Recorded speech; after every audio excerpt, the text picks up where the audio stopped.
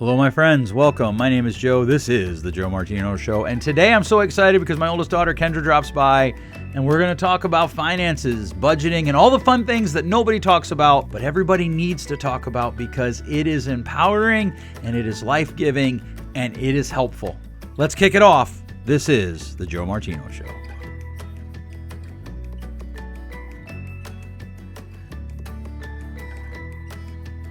You're listening to The Joe Martino Show, a podcast dealing with all things emotional, relational, and human nature.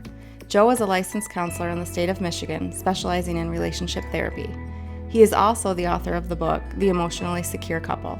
All advice offered in this episode is offered for entertainment and educational purposes only. Enjoy the show. All right, welcome back. I hope your day is going well. Wherever your day is, I hope that today is a great day for you. I'm excited to have a frequently in the past visitor. I don't know. I think you've done probably 4 or 5 episodes with me in the past. 3? She's looking at me like I'm crazy. I thought it was 4 or 5, but I'm old, so, things tend to run over. My oldest daughter, Kendra, is back, and today we're going to talk about budgeting and money. Budgeting is something that I talk about a lot as my job as a counselor with couples. It is something that couples tend to struggle with. And what started this conversation for you and I was, I heard you and your sister talking. You're both in college. You both have a different approach to how you handle finances. Obviously for most people, college is a stressful time financially. You're trying to figure out how to go to school full time, how to work full time. You and your sister to this point have been able to navigate college without loans. And it is at a private school, which is, a small private religious school, but it isn't cheap. I know they send me letters. I feel like it's every other day how they work to keep their costs down. The snark in me wants to send them a letter back that says work harder. Either way, I digress. So you were talking to your sister about budgeting. You've showed me your budget a little bit, how you do it, which I have to be honest is a little bit different than anything I've ever seen. It looks like you actually run it out like daily, essentially. Yeah, essentially daily, like this check-in, here it is.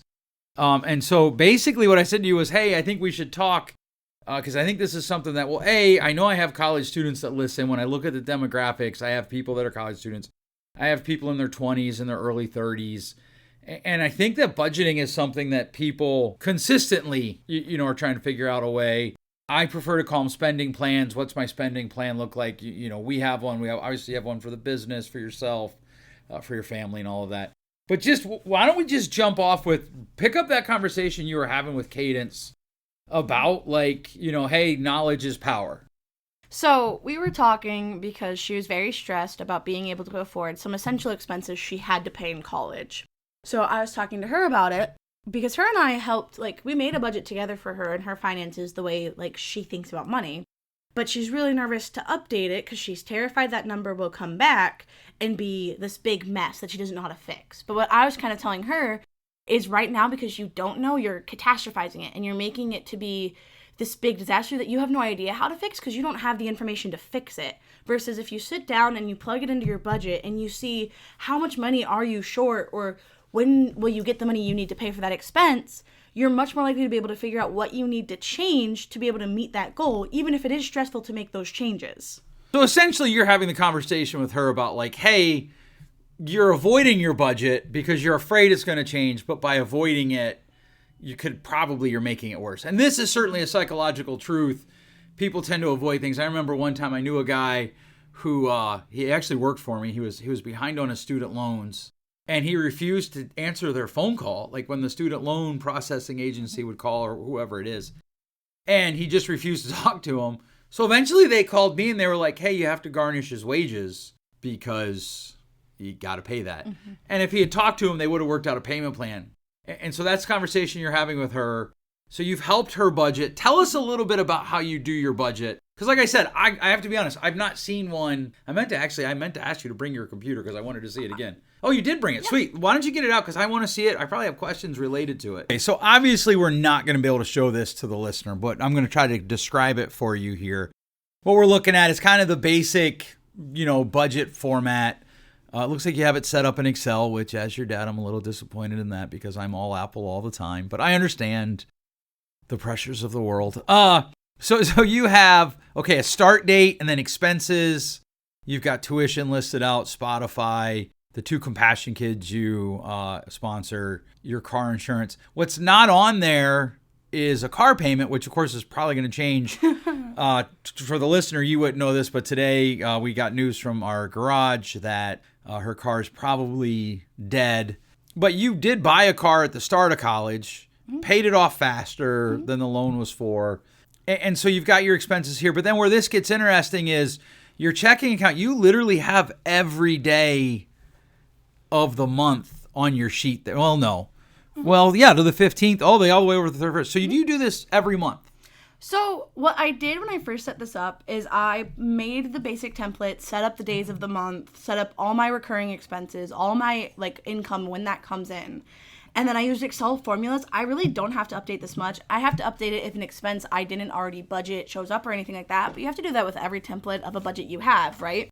And I just made the template. I have this going out to June right now, where I can see my predicted daily balance all the way out to June of 2025. Okay, so I have a question for the listener. When you say you set up the template, how complicated is this? Are we talking about you're using formulas? I'm using very basic formulas. Obviously, listeners, you can't see this, but I'll show my dad for you guys to see. I'm using very basic, plus add templates. So I go up to my expenses and my income, and I'll say, plus the amount my income is for that week. Minus what the expense is coming out. And I have the dates for my expenses, so it's very easy to just plug it in. On the 28th, I have a bill coming out. On the 12th, I have a bill coming out. And you have those bills set up to prepay? Yes. Okay, so what happens if, you and your sister run to the mall, which I know you guys don't do a lot, but I'm trying to think of something, right? You go, or let's say we go on vacation, and you want to buy something, or something comes up, you go see your this word's going to struggle for me to come out, your boyfriend in Chicago, and much to his dad's chagrin, you decide to pay for dinner. What happens? So that's not in this. Does that somehow then come into this? Do you have it? Okay, so tell us about that. I have a couple different things I have set up for situations like that. The first thing I have set up is it will highlight, this is a little bit more complicated Excel stuff, if I have a day that goes below a threshold I set for myself, right? Okay. So I don't mind sharing this. For my checking account, I don't like it going below 100 for my expenses. So sure. It'll highlight any day where I'm predicted to go under 100. Okay. I also have a for fun amount I put into what I can put on my budget, and it's cumulative, right? So if I don't spend it one month, I can roll it over to the next month. Okay. That's kept track of within this section of my budget, which is credit cards and fun expenses. Okay. But so if I don't spend that for fun amount one month, I can double it the next month, or I can save it. Okay. So if I know I might go visit my boyfriend, that's more expensive because I have to pay gas, I might not spend that for fun money for a couple months or for a couple weeks to lead up to that visit and kind of let it compound. Okay. All right. And so you set this up. It looks like it's set up all the way out to June, you said? Of 2025. Of 2025. So you're set up, for a year and a half. And what is that, just copy and paste then? So I made the template first of the days of the month and my expenses. And then I didn't plug in paycheck or anything. So then I went through and actually plugged in the expenses specific for that month. So it's essentially copy and paste where I hit duplicate the sheet, make new sheet, change the dates. Okay. And I just did that over and over again. And then you can see if I have things I have right here, I'm going to put some more money in savings. So that's marked in the month I was going to do that. And all of that's marked out. That does take by hand, but it doesn't take that long if you have the template you set up. Okay. So you set up your template, you're running this out. And for you, this is knowledge for power. For something like today comes up, because you now, your car, you hit spring break last week, you go visit Brian, you come back, and Monday morning, you send me a text, hey Dad, I have every light from Christmas to New Year's on my dashboard. We take it to the garage, we get the phone call this morning, and so now, in real time, as we're recording this, you're going to be adjusting this to, okay, what's my down payment going to be? What do I think I can afford a month? How, I know you, so I can't believe you don't talk about this with some of your friends. What's the feedback you get from your friends? Because some of them are going to be like, I'm not disciplined like this. Yeah. So I have some friends who love it and it makes a lot of sense, but I have some friends who even my dad's like, my budget's kind of abnormal. Some friends I do not think about money that way at all. For me, that is so stressful thinking about the daily amount that should be in my account. And what if I want to spend more because I'm going out to dinner, things like that. It overwhelms them, I think, with how I think. In fact, my sister's one of those people. Sure. Who the way I do it overwhelms her. Yes. In fact, that's one of the things that we talk about. You have to know yourself. But at the same time, that exact sister was on not too long ago and we talked about you have to do things that you're uncomfortable with. Interestingly enough. And for the listener, if you're interested in that, that is episode 261, where Cadence and I talk about accommodation culture, which might sound like it has nothing to do with this, but her point is you have to do things that you're not comfortable with. Hello, friends. I just want to jump on here and let you know that if you're enjoying this and if you think that this spreadsheet might be helpful to you or to one of your loved ones, we are going to make these available. Kendra and I want to make these available to people. We actually want to give some away, and then we're going to charge for them, to be honest with you, because we think that there's real value in this. The best way for you to know when they are ready for us to sell is to go to my website, joemartino.com, scroll down to the bottom, and you will see right above follow me on social media, you'll see a spot where you can sign up for updates straight to your inbox. And that's where you'll find out when these drop, when they're free, how you can get one for free, and then, of course, if you decide you want to pay for one, how you can do that. Also, I want to let you know that if you are into minimalist blogging and you don't like a website, you can go to my Substack, substack.com/I am Joe Martino. All right, let's get back to the show. So you found this to be successful for you.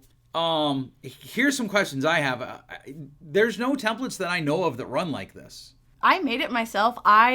So especially in my school, something nice they do is they have students like in the finance department, stuff like that, who will meet with you and they'll teach you kind of how to budget and stuff like that. I met with one of them for a class, not really for my personal finances, but we talked about personal finances in those templates. None of the templates they have and the really basic ones you're all thinking of work for me. I was not good at keeping up with my money. To be honest, this is pretty hands-off once it's set up. I'm not somebody who's good about like checking it daily and updating it. I only have to update this if I have an expense I know I didn't already budget for. Like my car is not going to work anymore. I'll need to plug that in. Poor but once Gabby. I know. But once that's plugged in, I won't have to touch it again for probably another month or two. Okay, so no templates, and this is something that I run into regularly, like, even for your mom and I go look for budgeting software, and it's either crazy expensive or it's too complicated, and for us, obviously with the businesses, there's a bunch of moving parts. This is something that I know you have multiple checking accounts, right? Which is something I advocate for. I think everybody should have multiple checking accounts, at least two, one that you have easy access to and one that's harder to get to, because then you're less likely to spend that money. Tell us about that. How do you navigate the two accounts? How do you move money? Do you have more than two? Because I'll be honest with you, you're old enough now. I believe in adult kids having their own lives. Tell me about that. I have a checking, a saving, and 2 credit cards right now. Okay. And so my savings right now, because it's, I'll be honest, not a good high interest savings account. It kind of just functions for me as another checking account. Right. So something I have right here is I have listed out what should be in that second account. That's way harder for me to access, what the balance should be in that. Part of that is I recently changed actually how I did this because it worked better for me. I switched my tuition because I'll be honest, guys, that's like my biggest expense. Probably 90% of my income a month goes towards tuition. Sure. Is like... Because you're one of those moochers that lives at home still. Yeah. I just had a conversation with a guy about that. Made me laugh. I don't really think she's a moocher, people. I'm happy she lives at my house. Go ahead. But anyways, I actually switched. So I paid my tuition out of the account that I really don't touch for anything else because it's such a big expense. It's so much easier for me to keep track of that money. If the big expense goes out of the account I barely touch, and then my for fun expenses, my gas expenses go out of that checking account that I have a card just in my wallet for. I'm also becoming a bigger advocate of if I have my credit card and I'm going to spend it in my checking account anyways, putting it on my credit card so I can pay it in a lump sum has also been amazing. And you get rewards for that. Exactly. Which people don't take advantage of. I'm always amazed how people resist me when I'm like, don't use a debit card because you don't get any rewards for that. And when you use the credit card, like I just bought a brand new iPad, a really nice one, for free because I use my credit card to pay for expenses that I have to pay anyhow, but they give me a reward back. And even when I take out the fee, the annual fee, the reward that I got is more than that annual fee. I got an iPad plus that reward back. I'm super excited because for one of my credit cards, they're about to run special rewards on gas for the next 3 months. Yeah. And so I did the math. I'm going to get like $5 off every time I fill up my gas tank, which is awesome. That makes a huge difference in this economy. Yeah, it's funny because I actually have a gas card that I use that I literally got only because it was the Yankees. And then the bank lost their agreement with the Yankees. But I keep it because there's no annual fee when I got it. and I keep it because I get 6% back with every purchase. Every tank full of gas, I get 6% back, plus 10 cents off every gallon, right? And there's a lot of drivers in our house, and I don't do it all that much, but I mean, your mom, I'll put a gas in her car, and speaking of which, she needs it. I'm sure she does. There are two types of people in every marriage. There are people like me who don't let it go below a quarter of a tank because we know that's bad for the fuel filter. And then there's people for my wife who think that hey, you have 1 mile to empty, 3 miles to empty? 30. 30, oh my soul. See, don't tell me that. If only I knew a counselor. Now my anxiety's high.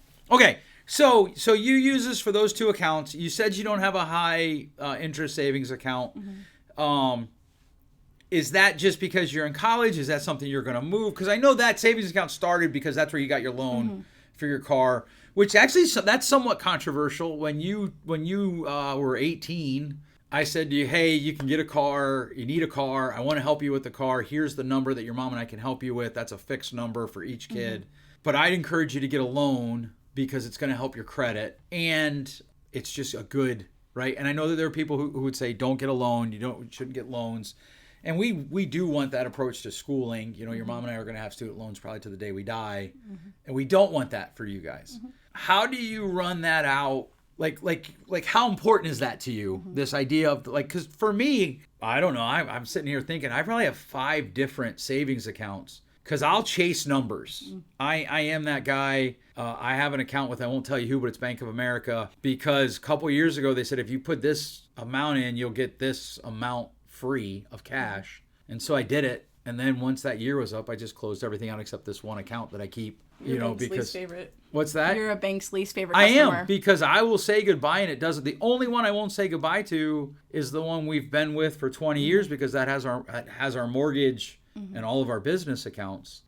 Is that something you think about, or for you, just because you're not that everyday? Because I am. I'm the guy that'll look at the account every day, and it won't move me much. Where the numbers are, they are, and it is what it is. So I try to look every day, I'll be honest, especially when I'm busier. Like, I'm a junior in college, so there's times where I'm really busy. I'm not looking every day like I should, but part of that is why I have the budget at a daily balance, so I don't always have to look. I just every so often make sure that they match, right? My checking account, my savings account, they need to match my budget. So I check that, and I'd say I check that about once a week. I want a high interest savings account. It's something on my radar that I need to look into. I'll be honest, it's things like my car that keep holding me back from that, because I'm like, oh, I'll take the little bit of money I do have that's extra and I'll put it in an account, and then every time I feel like I'm going to do that, I'll be like, I have a bad feeling I'm going to have a big expense incur, and now, the money I have bookmarked to put in a high interest savings is probably going to my car. Okay, but here would be my question to that, right? I understand what you're saying, but right now there's money in that low interest savings account. So you're literally losing money. Which is why it's bookmarked for me as something to research. It's something where I need to improve in my finances, and I'm aware of that. Because it is something I've been researching, I've been looking into. I just need to make those final steps, really compare some rates I've looked into and make that decision. And I think you kind of hit on it right there. That's the point that I want to make to people is don't let the fact that you can get better at it keep you from doing something, right? Because the truth is, and yes, I do say this as something of a proud dad, you're much further down than probably a lot of people your age as far as handling your finances, budgeting, understanding where money is, and there's still opportunities for growth. And that's the thing for everybody. I think that thing we talked about at the beginning, fear for people. If I look at my budget, I'm going to get overwhelmed. If there's something bad, I'm going to get overwhelmed. I'm just going to ignore it. And that never makes it better. And then educating yourself and trying things, right? So you went to...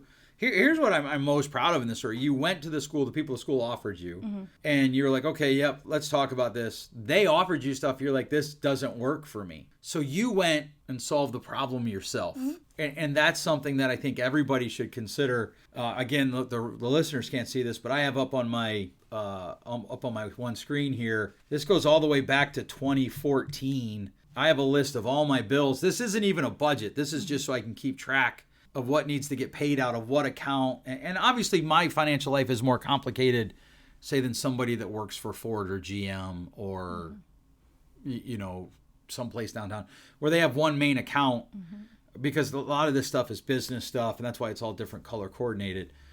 But as you run through these things for yourself, what would be your advice to your fellow 20-somethings, maybe, I know this is a little ways off for you yet, but early 30 people, people who are about to get married, about to get engaged? What would be your advice about financial things and the idea of a budget. So I'm going to take this from a couple different directions because I think where you are in life matters. I would say if you're still in college, something I've had to do is colleges often offer very part-time jobs that they don't pay a lot, but they can make $100 difference in your budget, $200 difference in your monthly budget. I have 2 of those jobs where they're just like 6 to 12 hours a week. They're nothing crazy, but they make a huge difference in my budget. So if you're in college, I'd recommend go to your college, ask them what on-campus jobs they have, see which part-times one they offer, and see if that helped. It made a huge difference for me financially, and I needed that money. If you're a little bit older, and you're out of college already, you've graduated, that's not the phase of life you're in anymore, what I'd really recommend you do is list out all of your expenses, what your income is. You can start monthly, you can do bi-weekly if that's when you get paid, and figure out if any of those expenses are negotiable or can be cut. Like sometimes your phone bill, you like it that high because you have a really nice phone, but you don't actually need that high of a phone bill. You don't actually need that much data. See if you can negotiate it. Little stuff like that, we're not actually giving like everything up, but you're just maybe making compromises. Makes a huge difference on your budget as well, but you don't even know where you need to start till you have that in front of you. What is the gap? I also recommend setting goals for yourself. Do you want a minimum threshold of whatever dollars, which means you always have that amount of money sitting in an account if you need it? You need to figure out that number and how do you achieve that number. And also it takes time. You're not going to be able to put these numbers down and be able to figure out that day probably to reach all your financial goals. Financial goals are something you move towards, not something you can just achieve like overnight. Right. And that's something that I think, I talk to people about investing, maybe even people in this conversation. And I always tell them like there's the best time to start was literally the day you turned 18. Mm-hmm. The second best day is today. Even if you have an unexpected expense like a car coming up, then budget $20 a week. And if you can't afford $80 a month, budget $20 a month. But whatever, there's some number that you right now at 21 with a new car bill coming can afford to invest, and it'll make dividends in 30 years when you're my age. And that's important. I think that's a great point too. All right, well, I think that is our time for today. Thanks so much for coming by, Kendra. For those of you who don't know, Kendra also does edit my podcast, so she is stuck forever hearing my speech patterns that go rogue, and there are a lot of them. Started sentences that don't get finished, words that only half come out, 7 words that get mashed into one. All of those, she's shaking her head so hard that her glasses are falling off her face. All right, well, thanks so much for listening. Listen, if you enjoyed this, would you share it with your friends? If you know someone who has a high school freshman or a college, a high school senior or a college freshman, somebody in college, somebody in their 20s or 30s, maybe they would find value in this. If you'd share that with them, we'd really appreciate it. Don't forget to find me on Instagram and TikTok. I am Joe Martino. The letters I-A-M, and then Joe Martino are my handle. Would love to find you there. You can find shorts, reels, and all sorts of cool stuff there. Thanks so much for listening. We'll catch you next week. Thanks for listening. If you enjoyed today's show, please share with a friend. And hey, give us that rating in your podcast store. Until next time, change possible.